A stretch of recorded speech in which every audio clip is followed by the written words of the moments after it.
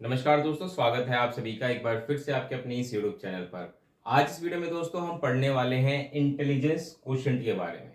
Intelligent quotient को हिंदी में बुद्धि लब्धि कहते हैं।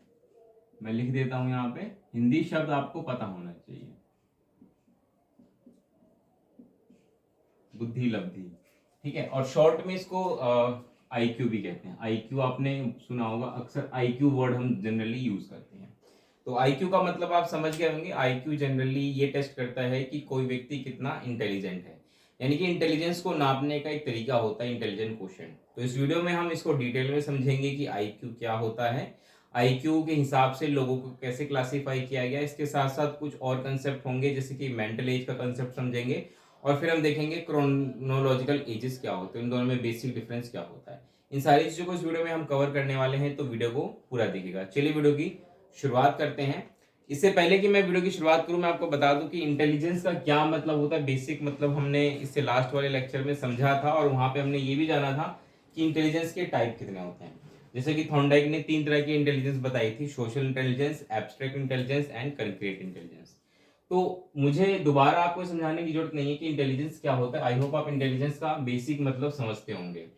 फिर भी इन शॉर्ट में मैं आपको बता दूं कि इंटेलिजेंस का यही मतलब होता है कि कोई व्यक्ति अपनी डे टू डे लाइफ की प्रॉब्लम्स को कितना अच्छे से सॉल्व कर पा रहा है। ये वन डायमेंशनल नहीं होता, ये मल्टी डायमेंशनल होता है। इसमें सिर्फ ये मत समझिएगा कि रीजनिंग या मैथमेटिकल ऑपरेशन अगर कोई कर पा रहा है अच्छे से तो इंटेलिजेंट है। इसके अलावा भी अगर वो अच्छे से लोगों के साथ इंटरेक्ट करता है, इंटरपर्सनल रिलेशनशिप कैसे है उसके, उसकी लिंग्विस्टिक डेवलपमेंट कितनी अच्छी हो रखी है, उसके लैंग्वेज पे कितना कमांड है। ठीक है, ये इसके अलावा और भी एस्पेक्ट्स होते हैं जो कि इंटेलिजेंस को डिफाइन करते हैं। फिलहाल हम आते हैं इंटेलिजेंट क्वोशिएंट पे, लेकिन उसको समझने से पहले हमें कुछ बेसिक कंसेप्ट समझने पड़ेंगे।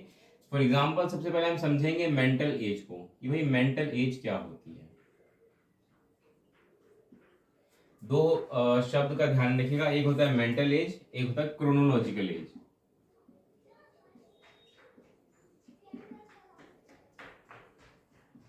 इन दोनों को हम समझने की कोशिश करते हैं। क्रोनोलॉजिकल एज तो बायोलॉजिकल एज ही होती है तरीके से, कि बाय जन्म से जो हमारी अभी तक की आयु है उसको हम क्रोनोलॉजिकल एज कहेंगे। फॉर एग्जांपल अगर मान के चलिए किसी व्यक्ति का जन्म सन 2000 में हुआ है, 2000 में 1 जनवरी 2000 ले लीजिए आप, 1 जनवरी 2000। ठीक है, अगर किसी व्यक्ति का जन्म 1 जनवरी 2000 को हुआ है तो आज के समय में जो उसकी एज होगी वो 24 ईयर्स होगी, क्योंकि अभी क्या चल रहा है 2024। तो ये तो होगी क्रोनोलॉजिकल एज, इसको बायोलॉजिकल एज भी कुछ लोग कहते हैं। तो इसमें कोई ज्यादा मुश्किल नहीं है, बस टेक्निकल टर्म का जो है थोड़ा सा डिफरेंस है। क्रोनोलॉजिकल एज मतलब जो बायोलॉजिकल एज होती है हमारी, फ्रॉम बर्थ टिल प्रेजेंट, हम कितने साल के हो गए उसको हम बोलते हैं क्रोनोलॉजिकल एज। तो इस केस में जैसे मैंने एग्जांपल लिया, यहाँ पे क्रोनोलॉजिकल एज क्या होगी 24। ठीक है, अब मेंटल एज क्या होती है। मेंटल एज थोड़ी सी अलग होती है क्रोनोलॉजिकल एज से। मेंटल एज का मतलब ये होता है कि कोई व्यक्ति अपने साथ के या अपने से छोटे या अपने से बड़े किसी भी व्यक्ति के लेवल के मेंटल प्रॉब्लम को सॉल्व कर पा रहा है, तो वो उस मेंटल एज का कहलाएगा। फॉर एग्जाम्पल मान के चलिए अगर कोई 10 साल का बच्चा है, 10 ईयर्स का अगर बच्चा है, और अगर वो 12 साल के बच्चे के प्रॉब्लम्स को सॉल्व कर पा रहा है। 12 साल के बच्चे के प्रॉब्लम्स का मतलब है कि इस तरह के ऑपरेशंस जो कि एक 12 साल का बच्चा कर पाता है, इस तरीके की प्रॉब्लम्स जो एक 12 साल का बच्चा सॉल्व कर पाता है, या रीजनिंग कुछ भी हो, अगर वही प्रॉब्लम्स और रीजनिंग 10 साल का बच्चा भी सॉल्व कर पा रहा है, तो इसका मतलब इसकी बच्चे की एज क्या कहलाएगी, मेंटल एज 12 साल कहलाएगी। या अगर यही बच्चा अगर अपने से छोटे, मतलब मान के चलिए 9 साल के बच्चे के बराबर की मैथ्स की प्रॉब्लम या अ, किसी भी तरह की रीजनिंग की प्रॉब्लम हो गई, उस तरह को सॉल्व कर पाता, या वर्बल प्रॉब्लम हो गई, तो अगर वो अपने से छोटे के बच्चे एज के बच्चे की प्रॉब्लम को सॉल्व करता है, अपने बराबर के एज के बच्चे की प्रॉब्लम को सॉल्व नहीं कर पाता, तो वो कहलाती है, उसकी मेंटल एज कहलाएगी इस केस में 9 ईयर्स। और अगर वो यहाँ पे मान के चले कि 10 साल के बच्चे की ही मेंटल प्रॉब्लम को सॉल्व कर पा रहा है, ना उससे छोटा ना उससे बड़ा, तो इस केस में इस बच्चे की मेंटल एज क्या हो जाएगी, 10 साल। तो किसी व्यक्ति की मेंटल एज जो उसकी एक्चुअल एज है वो उससे कम, उससे ज्यादा या उसके बराबर भी हो सकती है। इस केस में जो मैंने एग्जांपल लिया, इसमें जो ये 10 साल थी, ये बच्चे की एक्चुअल एज मैंने बताई थी, यानी कि एक तरीके से क्या थी, क्रोनोलॉजिकल एज थी। लेकिन इस बच्चे की मेंटल एज इससे ज्यादा भी हो सकती है, यानी कि इस केस में यहाँ पे 12 साल थी, इससे कम भी हो सकती है यानी कि 9 ईयर्स, और इसके बराबर भी हो सकती है यानी कि 10 ईयर्स। तो आई होप आप मेंटल एज और क्रोनोलॉजिकल एज का कंसेप्ट समझ गए होंगे। इस कंसेप्ट को सबसे पहले बी ने और साइमन ने दिया था। ठीक है, अभी हम उनके बारे में और भी पढ़ेंगे क्योंकि उन्होंने और भी बहुत सारी चीजें इसके बारे में बताई थी। मेंटल एज के बेस पे ही सबसे पहले बी ने जो इंटेलिजेंट क्वोशिएंट है उसको निकालने का प्रयास किया था। ठीक है, चलिए आई होप आप इस चीज को तो समझ गए होंगे, mental as and chronological age. अब हम आते हैं इंपॉर्टेंट कंसेप्ट्स पे, जिसके हम इस वीडियो में पढ़ने भी वाले हैं, वो है इंटेलिजेंट क्वोशिएंट यानी कि बुद्धि लब्धि। तो अगर आप ये दो चीजें समझ गए हैं कि मेंटल एज क्या होती है और क्रोनोलॉजिकल एज क्या होती है, तो अब हम इंटेलिजेंट क्वोशिएंट भी निकाल सकते हैं, इसमें कोई दिक्कत वाली बात नहीं है। देखिए बात है मैंने जैसे कि अभी मैंने कहा भी कि बी ने और साइमन, इन दोनों ने सबसे पहले एक बुद्धि परीक्षण टेस्ट बनाया था, 1905 में बनाया था, ध्यान रखिएगा। और उसके बाद ही उसको धीरे धीरे और मॉडिफाई करते करते करते 1916 में टर्मन ने आईक्यू का कंसेप्ट दिया था। टर्मन ने जो आईक्यू का कंसेप्ट दिया था, ये बीने साइमन टेस्ट पर बेस्ड ही था। ध्यान रहे, टर्मन ने जो ये आईक्यू बनाया था, ये स्टैनफोर्ड यूनिवर्सिटी में बनाया था। स्टैनफोर्ड यूनिवर्सिटी आपने सुना भी होगा, कैलिफोर्निया में है यूनिवर्सिटी, बहुत ही फेमस है।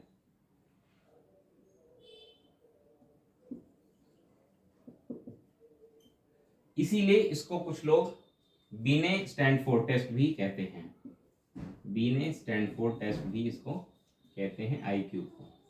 इस चीज से आपको कंफ्यूज नहीं होना है, इन चीजों का ध्यान रखना है। कुछ बेसिक फैक्चुअल चीजें हैं जिनका आप ध्यान रखिएगा।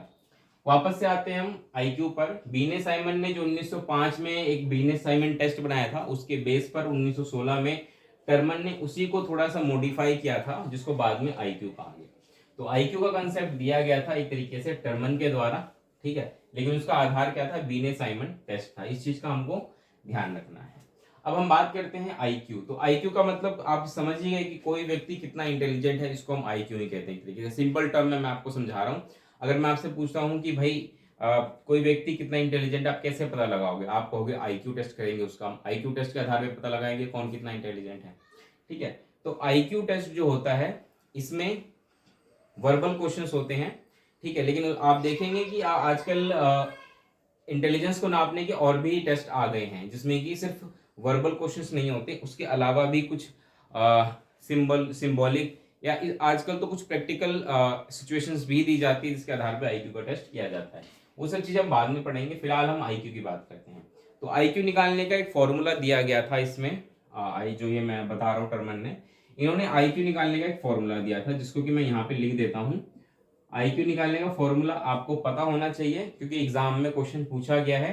आपको मेंटल एज दी जाती है, क्रोनोलॉजिकल एज दी जाती है, और आपसे कहा जाता है कि आप आईक्यू निकाल के दिखाइए। ठीक है, चलिए मैं आईक्यू का फॉर्मूला यहाँ पे बताता हूँ। आईक्यू का फॉर्मूला होता है MA divided by CA and multiply by 100। एक बेसिक फॉर्मूला है आईक्यू का, ठीक है, जिससे कि बेस पे हम आईक्यू निकालते हैं। अगर आप इसके बारे में और डिटेल में अगर आप पढ़ेंगे तो इसमें एक और कंसेप्ट आ जाता है, डेविएशन आईक्यू। वो डेविएशन आईक्यू हमें पढ़ने की जरूरत नहीं है, क्योंकि वो बहुत ज़्यादा अंदर टेक्निकल चले जाएंगे और हमारे सिलेबस के हिसाब से वो इतना यूजफुल नहीं है। क्योंकि देखिए ये जो आईक्यू है जनरली ये क्या करता है, ये जनरली जो 2 साल के बच्चे होते हैं, 2 साल से लेकर के जो अडल्टहुड होते हैं, यानी कि 20-21 साल तक के बच्चों का आईक्यू आसानी से निकाल देता है। उसके आगे का निकालने के लिए डेविएशन आईक्यू जनरली यूज किया जाता है। तो हमारा काम इसी से चल जाएगा, हमें आईक्यू निकालना आना चाहिए। ये फॉर्मूला आपके लिए सफिशिएंट है, इस फॉर्मूले को आप ध्यान रख लीजिएगा, MA divided by CA multiply by 100। अब यहाँ पे MA का मतलब क्या है? MA का मतलब होता है मेंटल एज। इसी प्रकार अगर मैं बात करूं CA की, तो CA का मतलब क्या हुआ? Chronological age. ठीक है, यानी कि हमें क्या करना है, किसी व्यक्ति के मेंटल एज को उसकी क्रोनोलॉजिकल एज से डिवाइड करना है। एक तरीके से ये क्या है, मेंटल एज और क्रोनोलॉजिकल एज का रेशियो है।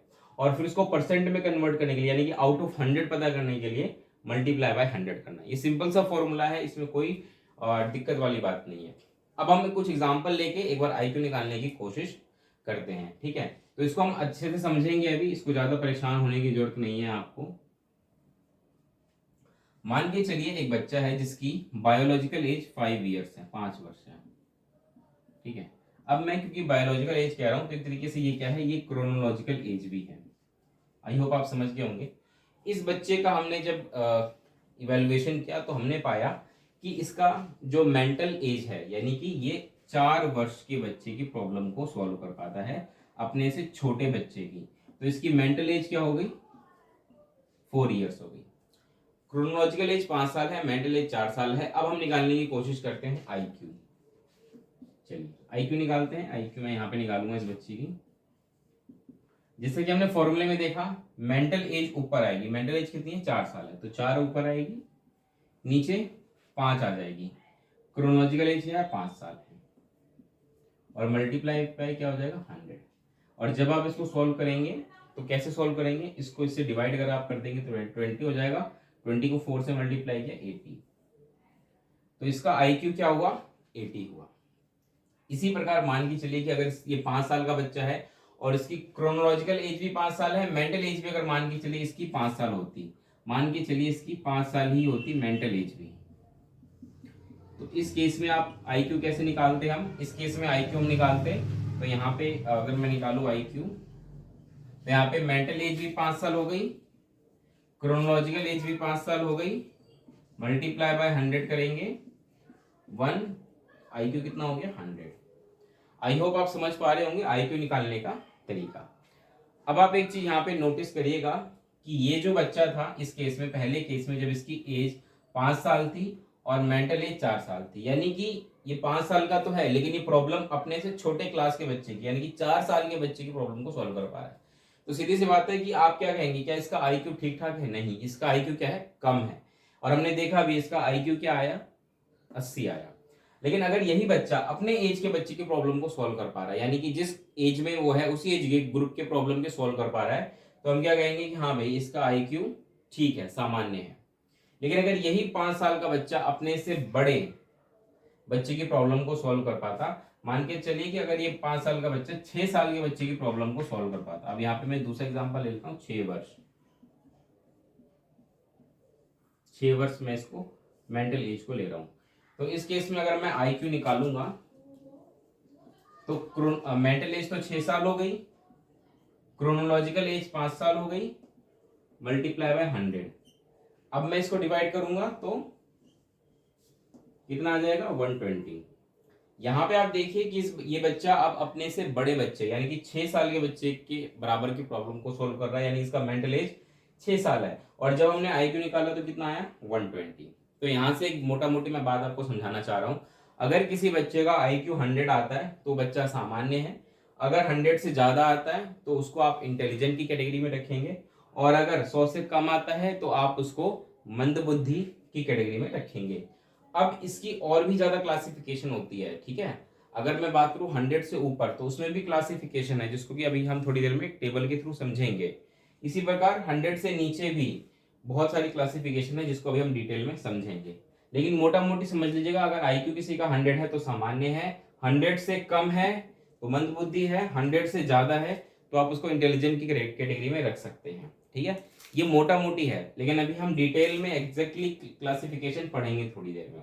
इस चीज को आप समझ लीजिएगा। पहली चीज, एक चीज मैं आपको यहाँ पे और समझाना चाहता हूँ कि सपोज करके चलिए कि अगर हम आईक्यू निकाल लें, अलग अलग वर्ग के बच्चों का निकालते हैं आईक्यू, एक चीज का हमेशा ध्यान रखिएगा कि अगर मेंटल एज और क्रोनोलॉजिकल एज में हमेशा अंतर सामान्य है, जैसे कि यहाँ पे मैंने जितने भी एग्जांपल लिए इसमें 1 साल का अंतर था, तो अगर क्रोनोलॉजिकल एज और मेंटल एज में हमेशा 1 साल का अंतर होता है, और इसके आधार पे अगर हम हर उम्र के बच्चों का आईक्यू निकालेंगे, तो इस चीज का ध्यान रखिएगा, स्टार्टिंग में जो आईक्यू है वो आपको तेजी से बढ़ता हुआ मिलेगा, उसके बाद उसके बढ़ने की गति जो है वो धीमी हो जाएगी।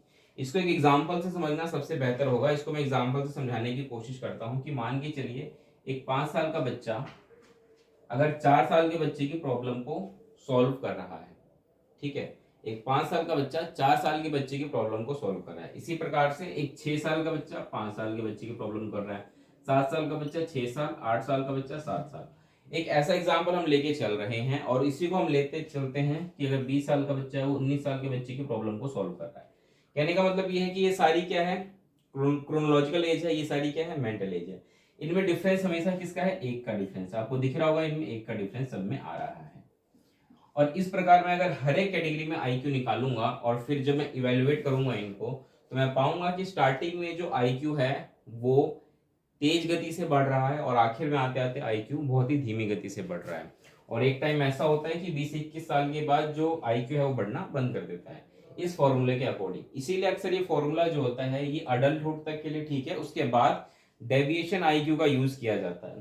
ठीक है, तो ऐसा क्यों होता है, ऐसा इसलिए होता है क्योंकि जो बुद्धि का विकास होता है स्टार्टिंग में आप पाएंगे तेज गति से होता है और एक पीक आ जाता है जो कि मेनली अडल्टहुड होता है। उस टाइम पर हमारा मैक्सिमम जो आईक्यू डेवलपमेंट होना होता है वो हो चुका होता है और उसके बाद जो स्पीड होती है ना मेंटल डेवलपमेंट की, आईक्यू की, वो स्लो हो जाती है। ठीक है, तो आई होप आप इंटेलिजेंट क्वेश्चन से रिलेटेड बेसिक चीजें समझ गए होंगे, किसने दिया था, कैसे दिया था, ये आप समझ लीजिएगा। अब हम आते हैं नेक्स्ट टेबल पे। इस टेबल के थ्रू हम समझेंगे कि जो आईक्यू बनाए गए हैं उसको किस किस तरीके से कैटेगराइज किया गया है। तो दोस्तों ये है स्टैनफोर्ड बीने इंटेलिजेंस स्केल। आप देख सकते हैं इस स्केल के अकॉर्डिंग यहाँ पे आईक्यू वैल्यूज दे रखी हैं और इस आईक्यू वैल्यू के आधार पे यहाँ पे क्लासिफाई कर रखा है कि कौन व्यक्ति किस वैल्यू के हिसाब से किस कैटेगरी में आता है। ये टेबल वैसे तो आपको याद हो तो बहुत बढ़िया बात है, लेकिन याद ना हो तब भी कुछ मोटा मोटी डाटा याद रख लीजिएगा। फॉर एग्जाम्पल ये बात का ध्यान रखिएगा कि अगर कोई किसी व्यक्ति का आईक्यू 90 से लेकर के 109 के बीच है तो जनरली वो नॉर्मल माना जाता है। ठीक है, जैसे हमने 100 वाला भी देखा था तो नॉर्मल होता है, लेकिन 100 से 10 नीचे और 10 ऊपर, यानी कि 90 से 109 वाला जो व्यक्ति है वो सामान्य माना जाता है, उसका आईक्यू लेवल सामान्य है। लेकिन उससे कम होते ही, जैसे कि 89 से 90 से नीचे 89 से ही मान लीजिए, 89 से लेके 80 या इस तरीके से देखिए 80 से लेके 89, ये जो व्यक्ति है ये मंद बुद्धि का माना जाएगा। और जैसे जैसे आईक्यू डाउन होती जाएगी वैसे वैसे व्यक्ति धीरे धीरे सीमांत मंद बुद्धि, मूढ़ बुद्धि, हीन बुद्धि, जड़ बुद्धि की तरफ बढ़ता जाएगा। अब ये जो लोग होते हैं ये बहुत ही ज्यादा इनका आईक्यू लेवल डाउन होता है, बल्कि मान के चले ये तो वो लोग होते हैं, ये जो आपको दिख रहा है ना 20 या 20 से 59, ये तो वो लोग होते हैं जो अपने डेली लाइफ के काम को भी नहीं कर पाते। वहीं दूसरी तरफ अगर हम बात करें कि सामान्य से ऊपर जैसे जैसे हम बढ़ते हैं 110 से लेके 119 इनको सुपीरियर माना जाता है, 120 से लेके 139 इनको वेरी सुपीरियर माना जाता है और 140 प्लस वालों को तो जीनियस यानी कि प्रतिभाशाली माना जाता है। बहुत ही कम लोगों का आईक्यू 140 प्लस हो पाता है। ऐसा कहा जाता है कि जो एल्बर्ट आइंस्टीन थे उनका आईक्यू 160 था, जो कि अपने आप में एक बहुत बड़ी बात है। 160 एल्बर्ट आइंस्टीन का आईक्यू 160 होना बहुत बड़ी बात है, इसीलिए वो बहुत ही ज्यादा इंटेलिजेंट पर्सनैलिटी थी। लेकिन रियल लाइफ में देखें तो 140 प्लस आईक्यू बहुत ही कम लोगों का होता है। ज्यादातर व्यक्ति सामान्य में ही आते हैं और उसके बाद जैसे जैसे हम ऊपर बढ़ते हैं इस कैटेगरी में आने वाले लोगों की संख्या कम होती जाती है। ठीक है, तो ये पूरा जो है स्टैनफोर्ड बीने इंटेलिजेंस स्केल है, ये मोटा मोटी आपको बता देगा कि कोई व्यक्ति किस कैटेगरी में आएगा और उसके आईक्यू के हिसाब से। ठीक है, तो इस वीडियो में इतना रखते हैं दोस्तों। आई होप आप इंटेलिजेंट क्वेश्चन से रिलेटेड सारी चीजें समझ पाए होंगे। आईक्यू हम कैसे निकालते हैं हमने समझ लिया, मेंटल एज का कंसेप्ट, क्रोनोलॉजिकल एज का कंसेप्ट हमने समझ लिया। इसके साथ साथ जो हमने अभी स्केल देखा ये पूरा बीने स्टैनफोर्ड स्केल, इसके तहत हमने समझ लिया कि आईक्यू वैल्यू जो होती है किस प्रकार से डिफाइन करती है किसी व्यक्ति के पर्सनैलिटी को। ठीक है, तो इस वीडियो में हम इतना ही रखते हैं दोस्तों। उम्मीद करता हूँ वीडियो आपके लिए इंफॉर्मेटिव रही होगी, आपको पसंद आई होगी। पसंद आई हो तो जरूर लाइक करिएगा। मिलेंगे अगली वीडियो में। इस वीडियो में इतना ही दोस्तों, तब तक के लिए नमस्कार, धन्यवाद।